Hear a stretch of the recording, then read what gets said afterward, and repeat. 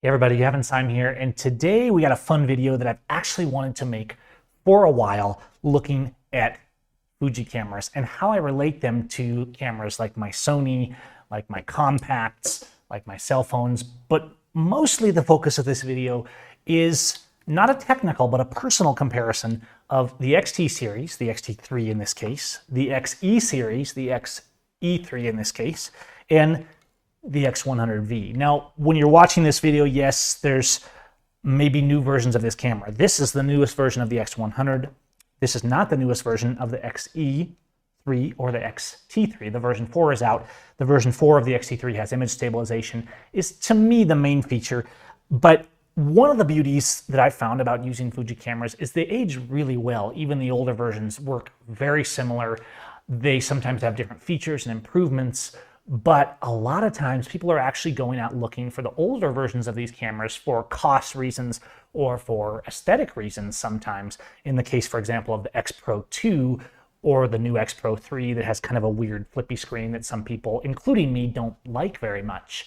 So if I was buying an X Pro, I would actually buy the older version, not the newer version, because even though the sensor is slightly older, the aesthetics are better and it's not a marked difference because all of the Fuji cameras in their given generation use that same APS-C sensor. It's not quite full frame, and there's an advantage for that at times, I think, and I'm going to talk about that a little bit. But mainly we're going to focus on these three and kind of the how and the why. Because they say the best camera is the one you have with you, which a lot of times is our cell phone. And admittedly, they've gotten great with iPhones, and this is a S21 Ultra, and a lot of different brands really competing for camera market in cell phones. Well, they're pretty amazing. But it's not the same as, dare I say, a real camera. And what if I really want to get hot and ready on the streets? Did I just say hot and ready on the, can I say that? Can I say hot and ready on the streets? But no, sometimes I really want to get out there and I want to get the grid. I want to get the rain. That's why I bought the X100V. In the past couple years, about 2.5 years ago, maybe 2 years ago, I bought the Xe3 as my test into Fuji cameras. I'd always shot with Canon, and then Sony, when they really stepped ahead with their mirrorless cameras, I switched to Sony full frame. This was actually my first Sony full frame, the A7R II, and it's still a phenomenal camera with its 40 megapixels, and I can get glorious prints. For video and for more low-res stuff, I have the A7 III, which I'm actually filming this with right now so that I can have all these over here. The bottom line, though, is that a camera is two different things. It's a tool, but it's also a tool for inspiration, not just a tool for capturing the image, because the cameras are just tools. The image really needs to come from here. It needs to come from our mind's eye. And new photographers often think they can just take a great camera and it's going to get great photos. But that's not how it works, because they go out on the streets and they have a photo in midday of a waterfall, or they have a photo at high noon of a person's back walking down the street, and there's no drama, there's no emotion, there's no life, there's no rain, there's no storm, there's no laughing, there's no anger, there's no golden sun rays, things like that. So the good light is important, but also the emotion. That's something I've been discovering. Even though I knew it, I've been discovering it more and challenging myself more as I've done more with street photography and tried to push myself to overcome that intimidation. Just like for the past year or so, I've pushed myself to do more fashion, portrait, that kind of stuff, to challenge my lighting. And on one hand, doing kind of documentary journalism, and on the other hand, doing more planned, lit, trying to fill in the areas that I feel like I can improve in. And we should always be doing that as image makers, regardless of whether we have degrees or certifications or awards or any of that thing. I've been taking photos for 20 years now, and I've learned the more time goes by, the more I have to learn. We're going to look at some images from each of these cameras today, guys, and I'm going to try not to go too long. I have a 90mm on here, but as you can see behind me, I have a lot of vintage glass. I have a lot of different Fuji lenses that I put on these. One of the things I like about Fuji is their lenses aren't crazy. These little f2 primes for Fuji, like this 50mm right here, you can buy an Xe3 The XT4 is out now, so this actual model of the XT3 you can probably pick up for $500 or $600, $300 or $400 for a 50mm f2. That's not a lot of money for a good professional grade. We're not talking crappy kit lens. Most of the lenses I use are the Fuji Prime f2s on these Fuji cameras if I'm not shooting my vintage glass, and that's another video. Love vintage glass for portraits, but native glass, I'm shooting the Fuji. The lenses for the Sony, if I get a G Master lens or something like that, or even not a G Master lens, most of my lenses for my Sony are upwards of upwards of $1,000. This one was the 16-35 for landscapes on this was around $2,000. So these big full frame glass, they cost a lot, they're bigger, they're heavier. And when I shoot with Sony, and I shot with Sony for years before I bought a Fuji, they take great images. And I'm not here to diss on Sony, because Sony, especially in hybrid video, if you're shooting video and stills, high resolution, full frame, they're right up there at the top right now. And of course you got Canon and Nikon and Olympus and lots of other brands. They all make great cameras. But the point is, I can go out and I know I'm gonna get great images. But the aesthetic is different. It doesn't have that organic, classic feel. How do I describe it? When I use a Sony, and I like my Sonys if I'm shooting full frame. I had Sony crop sensor for a while in the 6000 series. Didn't inspire me very much. And I'm like, no, I'm gonna sell this and I'm gonna try the Fuji crop sensor. Fuji is much more dedicated to the crop sensor system with their lenses, well designed for the system. Sony is more dedicated to full frame. So I said, no, I'm gonna use Sony for full frame and Fuji. Which one do I use most? Hands down, my Fujis. If I'm going out for a portrait session, if I'm shooting the street, it's my Fujis. My Sonys I use for video, although the XT3 is also a great hybrid video shooter.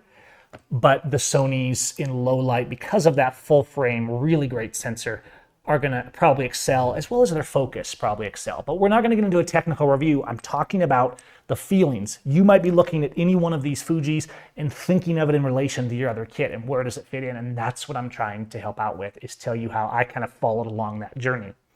When I shoot a Sony, I feel kind of like it's a computer with a camera. And when I shoot a Fuji, I feel like it's more of a camera with a computer, because I love dials when I'm out in the field shooting. I love a dial for ISO. I love a dial for shutter speed and for exposure compensation. And yes, we can program dials on the Sonys, but it's not the same. That's all I can tell you. When you get it in your hand and you shoot with it, and maybe some of you will hate it and some people not, but most people, when they pick up and they go out shooting with a Fuji, they're like, I like shooting with this. So I got into Fuji because I wanted a camera that inspired me to shoot more.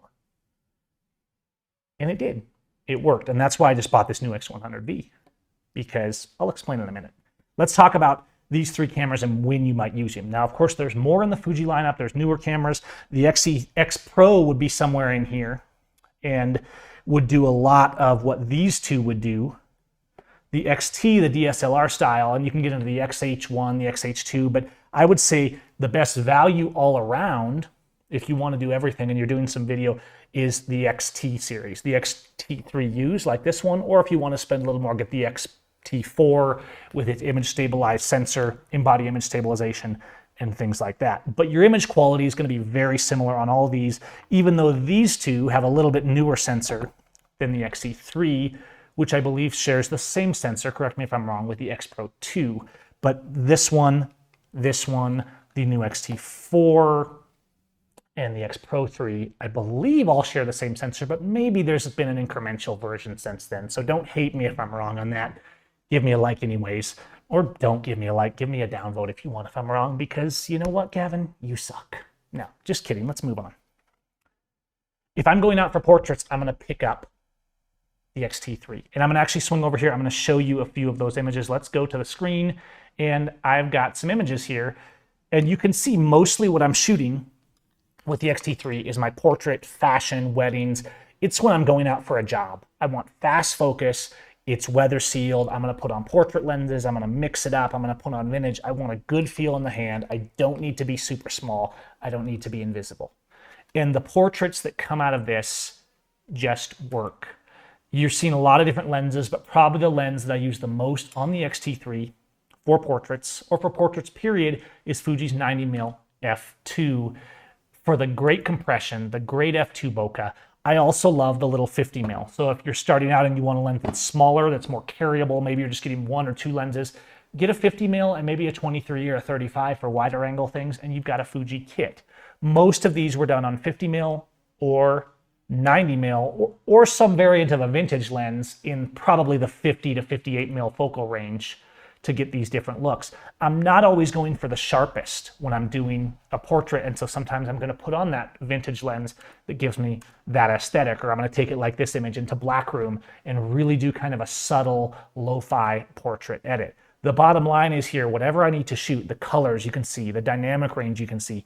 Yes, the Fuji has great built-in profiles of color, but I think sometimes people overhype those a little bit, because what I'm going to do most of the time is shoot raw, maybe with a medium-sized JPEG baked in for an Instax print or for immediately uploading to Instagram, because Fuji's color profiles are good, but they're nothing that you can't do in a preset or yourself with manual sliders. In fact, when there was all the rage of the classic negative that came out in the XT3 and the XT4 generation of cameras, people were like, wow, this is great, this profile is great, and everybody was using classic neg for a while. And I made a virtually identical copy that could use on any Fuji file or any other file for that matter for Lightroom and for Capture One, an extension of my Filmus presets, and I put that out there for free just to show, hey, you know what, profiles are great, and if that's what inspires you, use those. But I'm also shooting raw, even on the X100V, where I will usually shoot black and white because I'm thinking in black and white on the street, so I'm going to switch my mode to black and white, and I'm going to shoot in black and white so that I'm seen in black and white.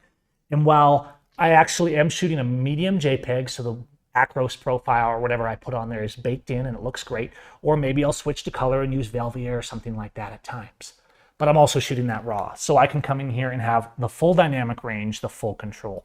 Now, let's switch back over to the screen again, because you're going to see files from this Xe-3. Now, these vary. While I'm mostly shooting job type work and portraits and or video with the XT series cameras because it's a great all-rounder, but not the smallest. When I take the Xe-3 out, it might be I'm going for a day trip. Maybe I'm planning to do some casual portraits, so I want to travel light, and I'll take a 23 mil or a 35 equivalent for street, for candids, and I'll just grab a 50 to stay small. A 50 is about an 80 mil equivalent, which is also great for portraits. Even though I love the 90, the 80 f2 is compact and it makes great portraits. And so a lot of what you see in these Xe-3 images is the 50, the 90, sometimes the 35, or in the case of the street images, a lot of times my 23, the 35 equivalent, all these f2s that I'm using on the Fuji to do streets. These are all Xe-3s. The portraits we saw prior to these were the XT3. So you can see I can really mix it up. I can do great street work, I can do fine art type landscape work, and I can do portrait work all on the the Xe-3 in a compact body and have that interchangeable lens. Right down to my recent street image that you may have seen me do a few videos on this channel about how I got this one shot on this XT3 right here with a 23 mil f2 or a 35 millimeter full frame equivalent. Okay, so what's the downside? The Xe-3 is more of a budget entry-level Fuji, and it's great if you want to get started. It was the first Fuji camera that I bought, and it is really versatile. It feels great in the hand. The fit and finish isn't quite as perfect. You can see I have small grips on these right here on the XT3 and the Xe-3, so it's making them slightly bigger, but not a lot. And you can see if you look close, the rubber actually on the native grip is peeling on the XT3. So I need to kind of glue it back on, and my grip's kind of holding everything in place and still making it feel good in my hand.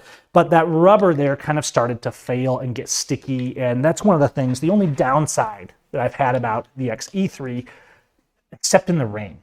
And that's what actually prompted me recently to buy this, because I wanted to stay inspired with my street work. And it's been the monsoon season here down in Mexico, and I've been getting these images in the weather, and I'm loving it. Like, I just love going out in the rain because everything changes. Things that would normally be boring, people walking down the street, people bustling around, buying food, going to the taco stand, things like that.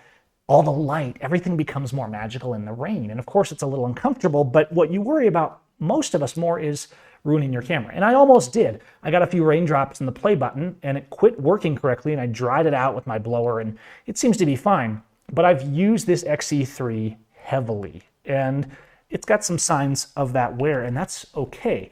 But I didn't want to ruin it in the rain. So I got this X100V, even though when I first saw this, when this first came out, what, a year and a half ago, right? I'm not the first jumper inner, should I say that?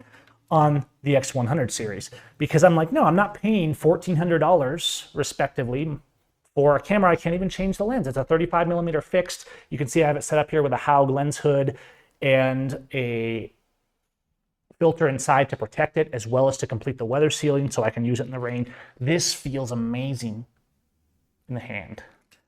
This feels great in the hand too, but when I'm on the street, just that knowing that there's only one lens. And I actually, before I bought this, I said, you know what, I'm gonna take my Fuji Xe3. I'm gonna force myself to use that 23 or 35 equivalent for a month, because it wasn't a focal I used a lot. Being trained in portraiture and things like that, I oftentimes wanted a little longer focal length, like a 35-50 equivalent or a 50-80 equivalent. But on the street, unless you're really like aiming in there, that can be hard. Now, yes, I'm trying to feel more comfortable aiming the camera and not being worried if someone gives me a sidelong look. But being able to shoot from the hip can be really valuable to get candid moments on the street. And when you get to that 23 or 35 or wider equivalent focal length, you start being able to just casually do this. The X100 is great for that because that's all it's going to be. Yes, they sell some teleconverters, so I could make it a 50mm equivalent. They also sell a 28mm equivalent, but the 35mm equivalent on this is really working. And once you learn to think in terms of that 35, to place yourself where you need to be to move around, it can work really well. Would I go out and shoot exclusively a wedding with this? Well, I could, and it would look good because it's a great camera. The results are great. In fact, let's look at some of the results from the X100. Now, bear in mind, I don't have as many because I've only had this for a few weeks, but so far I'm loving it. I'm shooting the same kind of images I would shoot on the Xe3, but a little more compact, a little faster, a little quieter with that leaf shutter, enjoying having the optical and the digital viewfinder that the others do not have. You can see for portraits, if it's a casual documentary kind of portrait or at a wedding or something like that, it's good, but you don't have that nice, beautiful compression and bokeh that you're gonna get with a 50mm or a 90mm on another camera. Great dynamic range, very compact, very discreet. That's why I bought the black version. If I'm shooting a portrait session or something like that, I don't mind standing out. But if I'm shooting street, shooting from the hip, want to get people's natural responses, this camera works because I look like a tourist, which isn't always a bad thing, but I also look good looking like a tourist. At least I think I look good looking like a tourist. But I digress. The results, the dynamic range, the sensor is giving me the same quality on this very small little camera. And I think having that small size is allowing me to get images that I wouldn't otherwise. Just the aesthetic, the way the dials work, the way I can not worry if I take it out in the rain and all that, providing I have a lens hood. You do have to put a lens hood and a filter on this to complete the weather sealing, which to me actually gives it some extra protection and makes it look really great. And even though I'm normally shooting black and white and then I'm editing in Blackroom, I'm editing with Silver 4 presets, something like that. Even something like this, that I took an image and I went to Natural HDR3 to get a more high dynamic range look, it's holding up. The dynamic range is there. The raw files are great and it just looks good. All of these cameras are good. This Sony camera is good. This RX100 is good, but if I'm shooting street, well, it's a great vlogging camera because it has the flippy up front-facing screen. It has really good quality. It's small. I can put a little cage, a little mic on it. The truth is I don't use it that much. It's not super sturdy. It doesn't feel rock solid in my hand. I don't feel like I can throw it in the cup holder like I'm gonna do with these cameras. Yes, I'm careful with my gear, but I want to use it. I don't want these in a bag when I'm out driving. And yes, sometimes I'm taking images and getting good images through the windshield just because I have to move fast, or I want to hop out of the car. I just want to grab it and go. The compact cameras that are out there. Even with a 1-inch sensor on a Sony like this, it's a great little camera, but the quality is not as good as a Fuji. The low light is not as good as a Fuji, but most importantly to me, the aesthetics and the feel. And that comes back to my original point, is the best camera is the one that you want to use all the time, that you're going to take with you, that you're going to have with you because you want to use it, not that you're going to have with you just because you have it. If it's all I have, I'll certainly use my cell phone. Video-wise, I can get great images or vlogs from a cell phone. In fact, that's why I don't honestly use this a lot. Now, if I'm doing a more serious shoot, I'm going to take a Sony, I'm going to take an XT3, I'm going to take an RX100 and not use the cell phone, because obviously they're going to get better video. Any of those three are going to get better video than even an iPhone 13 and S21 Ultra like this.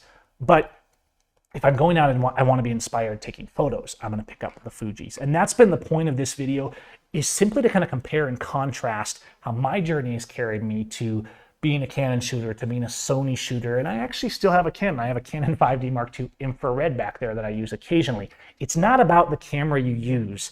The camera you pick is not going to make you a great photographer.